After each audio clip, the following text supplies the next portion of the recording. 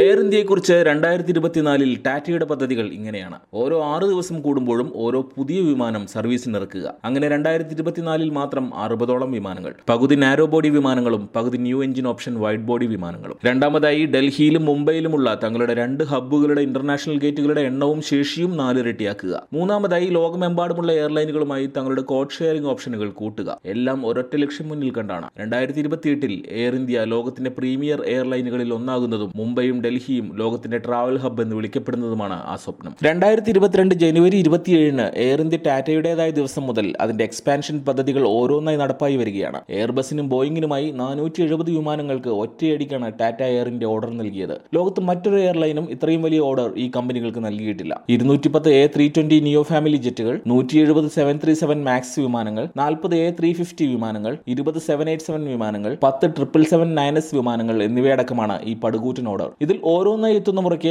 6 ദിവസം ഒരു വിമാനമെന്ന നിലയിൽ ടാറ്റ സർവീസിനിറക്കുമെന്നാണ് air India CEO Campbell Wilson അറിയിച്ചത്. ഇത്രയധികം വിമാനങ്ങൾ എത്തുമ്പോൾ വികസിപ്പിക്കേണ്ട അടിസ്ഥാന സൗകര്യങ്ങളെക്കുറിച്ചും ടാറ്റയ്ക്ക് വ്യക്തമായ പദ്ധതിയുണ്ട്. ഡൽഹി ഇന്ദിരാഗാന്ധി അന്താരാഷ്ട്ര വിമാനത്താവളമാണ് നിലവിൽ എയർ ഇന്ത്യയുടെ ഹബ്ബ്. ഇതിനു പുറമെ മുംബൈ ഛത്രപതി ശിവജി അന്തർദേശീയ വിമാനത്താവളത്തിൽ ഒരു മൈക്രോ ഹബ്ബും എയർ ഇന്ത്യക്കുണ്ട്. അടുത്ത 4 വർഷത്തിനുള്ളിൽ ഹബ്ബുകളുടെ ശേഷി 400% വർദ്ധിപ്പിച്ചാലേ ഇത്രയും വിമാനങ്ങളുടെ ഗ്രൗണ്ട് ഹാൻഡ്ലിംഗ് സാധ്യമാകൂ. എന്നാൽ ഡൽഹിയിലെ ഹബ്ബിന്റെ സ്ഥല സൗകര്യം അടക്കമുള്ള കാര്യങ്ങളിലുള്ള അപര്യാപ്തത മറ്റൊരു വിപുലമായ പദ്ധതിയിലേക്കാണ് ടാറ്റ എയർ ഇന്ത്യ എത്തിക്കുന്നത്. ദക്ഷിണേന്ത്യയിൽ 3 റിമോട്ട് ഹബ്ബുകൾ ആരംഭിച്ച് അവയെ ഡൽഹിയുമായി കണക്ട് ചെയ്യലാണ് ടാറ്റ കാണുന്ന പരിഹാരം. കർണാടക, തമിഴ്നാട്, തെലങ്കാന സംസ്ഥാനങ്ങളിലെ റിമോട്ട് ഹബ്ബുകൾ ഡൽഹിയിലേക്കുള്ള ഫീഡർ പോയിന്റുകളായി പരിഗണിച്ച് 2028 പ്രതിവർഷം 2.5 കോടി യാത്രക്കാരെ കൈകാര്യം ചെയ്യലാണ് എയർ ഇന്ത്യയുടെ ലക്ഷ്യം. 2023 7,12,00,000 യാത്രക്കാരാണ് ഡൽഹി വിമാനത്താവളം വഴി യാത്ര ചെയ്തത്. ഇതിൽ എയർ ഇന്ത്യയിൽ യാത്ര ചെയ്തത് 18% പേർ. 4 വർഷത്തിനുള്ളിൽ ഇതിന്റെ എണ്ണത്തിൽ 3 ഇരട്ടി വർധനയാണ് ടാറ്റയുടെ ലക്ഷ്യം. ദുബായ് വിമാനത്താവളം കഴിഞ്ഞ വർഷം കൈകാര്യം ചെയ്തത് 8,60,33,000 യാത്രക്കാരെയാണെന്ന് ഓർക്കണം. അതിന്റെ ശേഷിയിലേക്ക് ഡൽഹിയിലെ ഹബ്ബ് എത്തിക്കാനുള്ള ശ്രമമാണ് ടാറ്റയുടേത്. ഇന്ത്യയിൽ നിന്നുള്ള യാത്രക്കാർക്ക് പുറമെയുള്ള ട്രാൻസിറ്റ് യാത്രക്കാരെയും ലക്ഷ്യമിട്ടാണ് ടാറ്റ എയർ ഇന്ത്യയുടെ പദ്ധതികൾ. ലോകത്തിന്റെ വ്യോമഗതാഗത ഭൂപടത്തിന്റെ ഏതാണ്ട് നടുക്ക് കിടക്കുന്ന ഇന്ത്യ ട്രാൻസിറ്റ് യാത്രക്കാർക്കുള്ള മികച്ച ഓപ്ഷനാണ്. ഇന്ത്യയിലെ വിമാനത്താവളങ്ങളിൽ ഇറങ്ങി കിഴക്കോട്ടും പടിഞ്ഞാറേക്കും ഏറ്റവും കുറഞ്ഞ പറക്കൽ ദൂരത്തിൽ എത്താൻ സാധിക്കും. അക്കാര്യത്തിൽ ദുബായ്, ദോഹ വിമാനത്താവളങ്ങളെക്കാൾ മുൻതൂക്കം ഡൽഹി വിമാനത്താവളത്തിനുണ്ട്. ദുബായിലും ദോഹയിലുമുള്ളത്ര ട്രാൻസിറ്റ് ചാർജുകളും ഇന്ത്യയിലില്ല. എന്നാൽ ഇത് മുതലെടുക്കാനുള്ള മൂലധന സാധ്യത ഇല്ലാതിരുന്നതാണ് ഇന്ത്യ നേരിട്ടിരുന്ന വെല്ലുവിളി. ഡൽഹിയെ ലോക വ്യോമഗതാഗതത്തിന്റെ ഇടത്താവളമാക്കുന്നതിൽ എമിറേറ്റ്സ്, ഖത്തർ എയർവേസ്, സൗദിയ,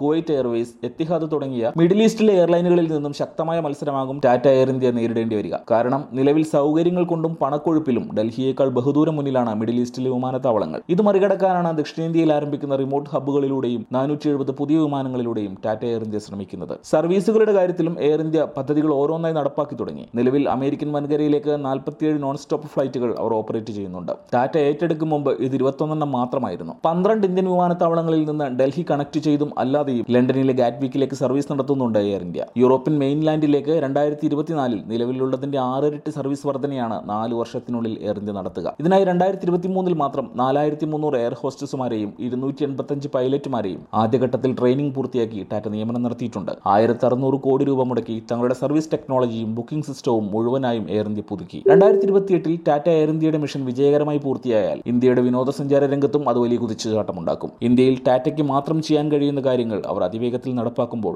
ആകാശത്ത് മത്സരം കൊഴുക്കുമെന്നുറപ്പ്.